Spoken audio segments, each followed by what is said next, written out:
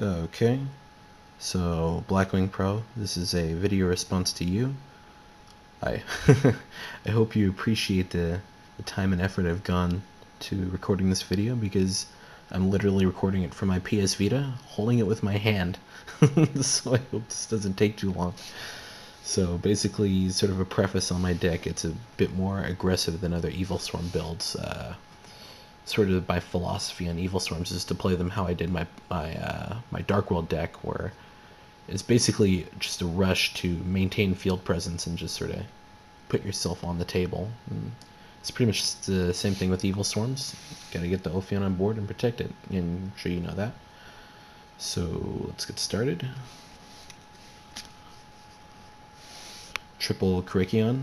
It's pretty much the heart and soul of the deck, and a lot of the combos based in the deck are based around him. He's not your first play, but he's your trance archery into the deck. He makes plays when no one else can. I don't think I have to explain him much. Triple Heliotrope, also don't think I have to explain him much.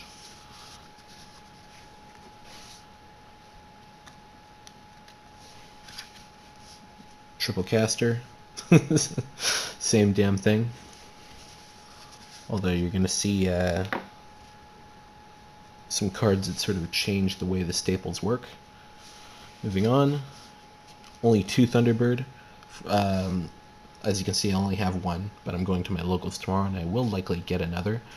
I only do run 2, because in my opinion, it's for an aggressive build like this, you're better off sort of cutting down on the number of defensive options you have, just to save space. Same thing, double Mandragora, although I think most builds of Evilswarm don't really run 3 Mandragora, so. But he's useful if you're going second, and going second kind of sucks with this deck, but I have some tools to get around it. Double Rabbit, don't need to explain that.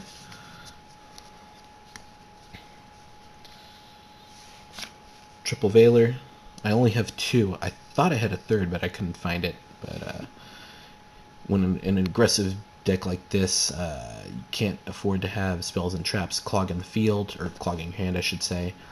And Veiler helps make your hands a lot more versatile. Plus, he's a tuner, and I do run Gorz in this deck, so I can make level 8s, as well as some other stuff you'll see. Here's Gorz now. I really like Gorz as a main deck option. He's more than tech, in my opinion, in game 1s against a lot of things like Dragon Rulers. The second you commit to your back rows, they know you're playing, they know you're likely playing Evilswarms or some other deck of that nature, so having Gorz around sort of gives you that freedom to sort of keep that air of mystery in the game 1, and you can sort of afford to play your field laxly, or a little lax if you don't have the Ophion ready to go on board. This is the real piece of tech, Phantom of Chaos. Basically what he does is he's mid-game machine, so if I've got a Castor down and I don't have Rhoda to get him, he can become Castor. If I've got Thunderbird down and I'm afraid of a Veiler or something that can just halt a push, I can make him Thunderbird. If I can, what else can I make him? I can make him Kerykion if I want to, Guy's very useful mid-game. Late game, he is a near perfect draw into Thunderbird, and I could just keep him safe, because once you go into Thunderbird and use his effect, since his effect of turning into Thunderbird lasts for only a turn, you remove him from play, and then he comes back via Thunderbird's effect as Phantom of Chaos. So you can use his effect again and again and again, as long as you have Thunderbirds to feel it. Obviously, I only ran 2 Thunderbirds, but you get the idea. So that's the monster count. 20 monsters. So we'll be going into spells and traps. This is where the deck starts to deviate from the others. Not here though. Triple Pandemic. Pretty obvious.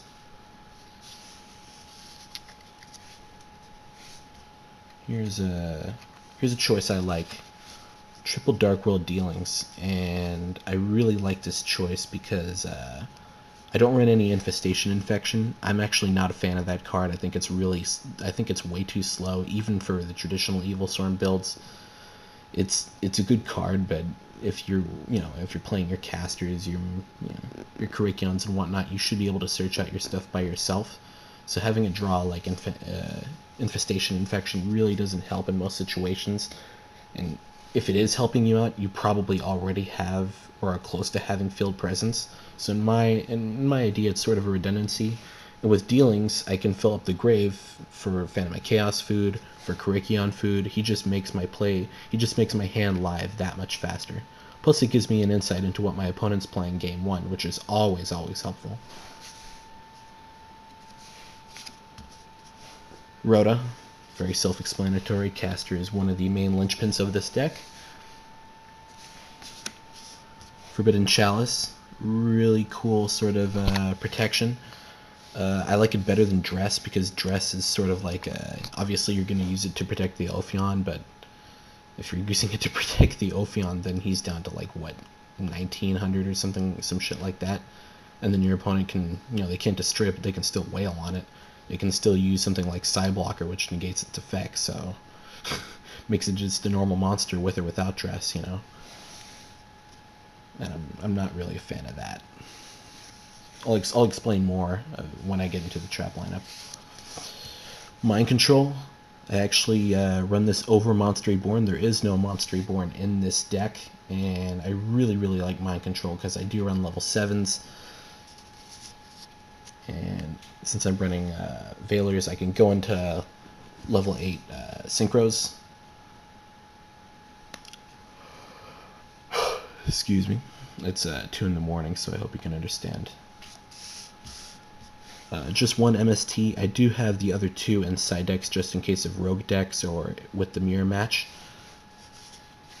Just not a very handy top deck in the meta right now, but it is necessary to have for certain situations. Game 1, you can never, even with dragons and stuff running rampant, you have to expect the unexpected.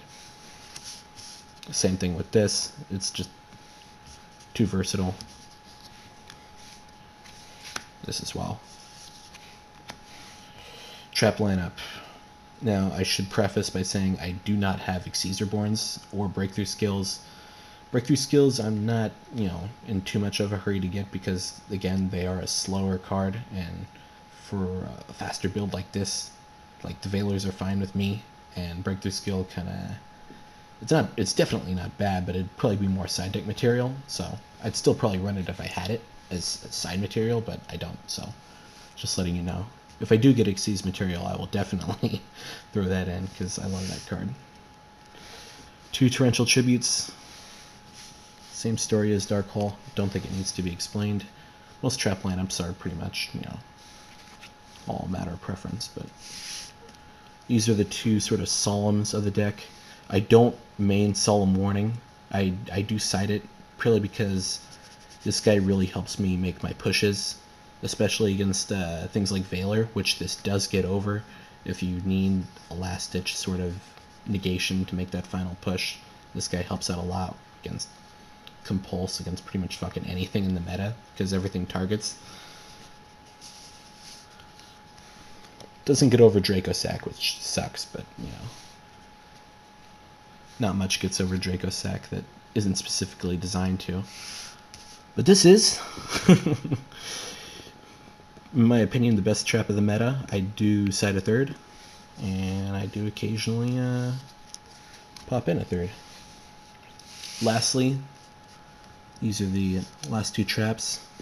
I don't main the Eradicator purely because I like the DDV more for the game 1 against dragons. Yeah, they don't run too much of their main strategy below 1500 attack, but it does hit 2 of the baby dragons. And it also hits the hand traps, which dragon players tend to play a buttload of. You typically see, at the very least, like 6 hand traps in the main deck at any one given time, so it's very handy to have this around. And for spellbooks, it doesn't hit that much, but it does hit their magicians and some other random stuff, so it's not completely useless, but, that's why I said the Eradicators. Maybe that's some advice you can give me. So that's the main deck, 40 cards. If you can tell me what you think of it, but I guess I should get into the extra deck. So, extra deck. Triple Ophion. You're pretty much your win condition, or at the very least you're staying in the game condition, obviously. It's just too important. One Ouroboros, I've been debating whether to even keep this card in or not. I've only summoned it once or twice, like in my whole time playing Evilswarms. It does have its upsides, its versatilities, but I've never really been able to put them to good use. But I keep him around just because, you know, he looks pretty, and he does have multiple effects, so.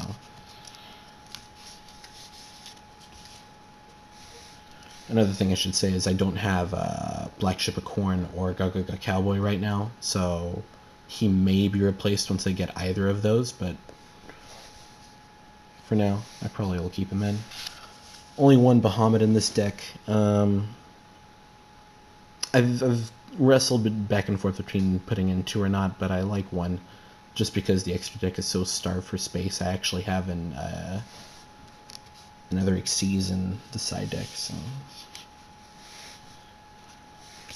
Thanatos, and I know you're gonna say, but he just said he's starved for extra deck space. Well, yeah, that's true. I kind of am, but I don't know. Thanatos, when Thanatos does more for me than Ouroboros does, that says something. Pretty much, if I know my opponent's got something down, like I don't know, like a Raikou or something. If I know what's down there and I need to make that final push, I'll bring a Thanatos. So. He has his uses. He's just, I don't like him that much. He'd be much better off if he protected all Evilswarms from monster effects for a turn. Or at least if you could choose one. Nightmare, obviously very good for the mirror match, and not a bad card in its own right. If for whatever reason you're not using Ophion, which should be never, so I should probably take back what I said. One Steelswarm Roach, I really like this guy in specialty situations, sometimes game 2s against dragons. He pretty much gets around all the babies, and he can stop most of the big ones as well.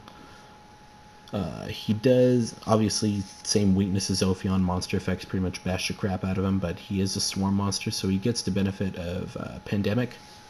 So he is useful having around in specialty situations, also against rogue decks like Heroes, which you do see now and again. Same thing with Dark Worlds, which are still pretty damn prevalent. I should know, I still play it.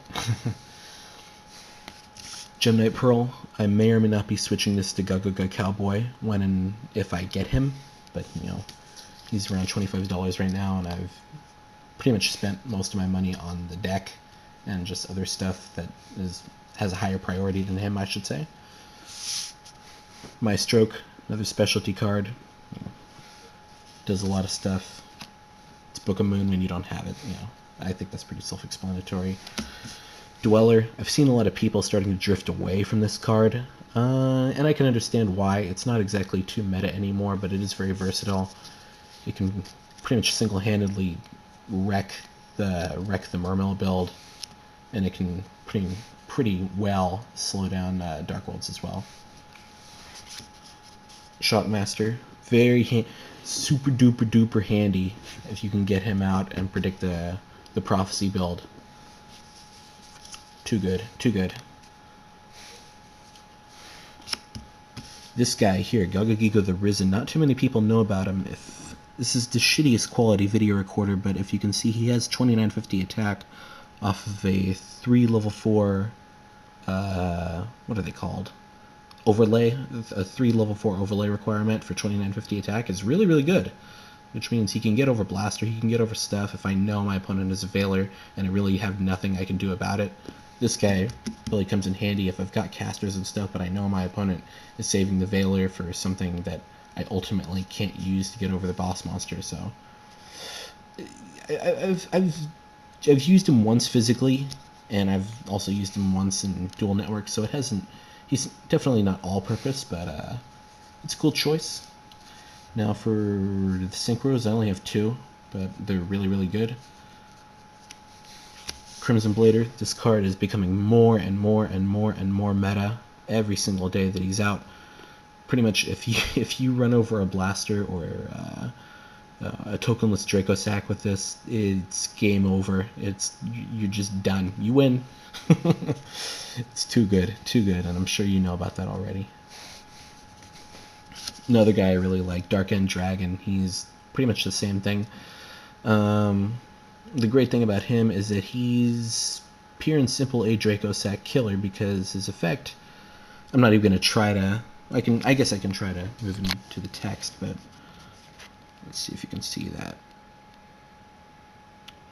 Notice that part where it says he doesn't destroy his targets, but he sends them to the graveyard, which pure and simple gets around anything Draco Sack has to offer, and a lot of stuff in this meta too. So those are the synchros. I've been trying to get Thought Ruler Archfiend. That's been something I've been adding to my to-do list, but he's not that easy to get a hold of, which is very interesting. You don't see Thought Ruler Archfiend, and he's a really good card because he gets around all the targeting bullshit. He's Master of Blades in synchro form. So, side deck. These are Max C's. Obviously, I don't have them right now, but Max C's are just a really good sort of fallback card if you need to come. Excuse me. If you need some more insurance in Game 3, this guy is really handy. And if you don't have your hand set up, he can put you in a position to be really comfortable. Except against things like spellbooks, but even against spellbooks it has its uses. Sorry about that. Chaos Hunter, I really like this guy. I used him in Dark Worlds as a side, and I really like him as a side in here too. Pretty much one of the great things about him, he's 2500, which means instant EEV food. And he's level 7, so if I get a Gorz out at the same time, if I decide to run Gorz while siding in him, or if I mind control a dragon or something else that's level 7, what else? Forgive me, I can't think at this time, but anything else that's level 7, I can take that, make whatever. Wait, I'm stupid. I can't make level rank 7s, but you get the idea. He's level 7, so I can do the Veiler thing for level 8s, and the effect is really good. It's really helpful in the mirror match. It completely freezes the Kerykion play, which is really good. Also against dragons. It doesn't stop the initial. If you summon this thing off of a blaster, obviously it won't stop the blaster because the cards have already been removed from play. But if you could get it off of something else, maybe like a baby or some of those special summon, forgive me, I can't think of specific examples right now, I'm just really tired. But if you can get him off of something that's sort of in between the big summons that lead into the big eyes and whatnot, he can be really handy, and he can really just sort of be a paralysis side, which I really like. Plus, it's a trigger effect that discards as a cost, which the discard is really handy because, like Dark World Dealings and stuff, loads up your grave for Kerykion and Phantom of Chaos, which is really handy dandy. Thunder King Ryo. I didn't have this at first, but I saw your video today, and I decided that he's freaking boss. Thunder King is just too freaking versatile. It is god tier in spellbook games. It is pretty close to god tier in the Dragon games, although it does slow down my plays a lot. And in Dragon games, you need to be as fast as you can to get the Ophion and establish field presence. So I probably wouldn't recommend it, that highly in that build, but in most everything else, it's very, very handy dandy. And one of the other things about it is it combos really well. It sides really well in for Phantom of Chaos. So in game 2, if I need to sort of buff up on support cards, I can very simply take out Phantom of Chaos and add in Ryo, which is really cool. Thank you for the recommendation. Other two MSTs, just for rogue decks and like mirror match. You don't see too many back rows now and then, but it is worth the space in the side deck needed to use it. Now we get into some of the more exotic choices. Kaiser Colosseum. If you don't know what this card does, you might, but if you don't, it's a continuous spell. and it pretty much prevents your opponent from having more monsters on the field than you do, as long as you have a monster on the field, which is very handy against dragons. I mean, your name is freaking Blackwings. If their Blackwings are even still around, it's great against those, great against Dark Worlds, great against... did I already say dragons? I might have, but it's really good against dragons. Great against the mirror match as well. It's just great against everything. The only problem is it's a bit slow, because, you know, it's a pretty crappy top deck. So it's obviously not a main deck choice, but it's too useful for me to really leave lying around. I thought about using 3, but I didn't really have the space for 3. Book of Moon, it's just too useful to leave out. I didn't really feel like main decking it. I still prefer Forbidden Chalice. Forbidden Chalice, of course, bumps up my monsters to use as virus food. And it pretty much does most of the things that Book of Moon can do, as well as monster negation and whatnot. The only thing Book of Moon does that Chalice can't is pretty much direct attack negation if you flip something down and if you're low on life points. But if you're a good Evilswarm player, that should rarely be a problem, you know. You should not be in that situation. So, these are the Eradicators. I don't main deck them. Depending on how the meta changes, this may change, and I might put 1 or 2 into the main. But for right now, I never found it all that useful, kind of like you said in your video. They're great against Prophecy, but it's really not worth committing to your main deck for one deck and one deck alone. And they really don't hit much against dragons. What, Sacred Sword of 7 stars? That's a support card, you know.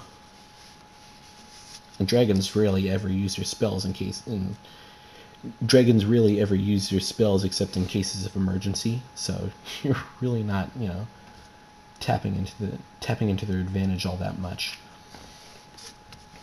Third Compulse, it's the most useful trap of this format, and pretty much last format as well. If I'm going up against an opponent that really just, I don't even know. If I'm having a hard time, I use this as a crutch a lot. I really don't have too much else to say about it. It's just an extremely good interrupt. Same thing with this. What can I say about it? It's solemn. I switch back and forth between that and Compulse. I usually don't run both at the same time, because in an aggressive build you don't want to be too trap heavy. Once again, I apologize for being so tired. And the last guy, Degusto Emerald.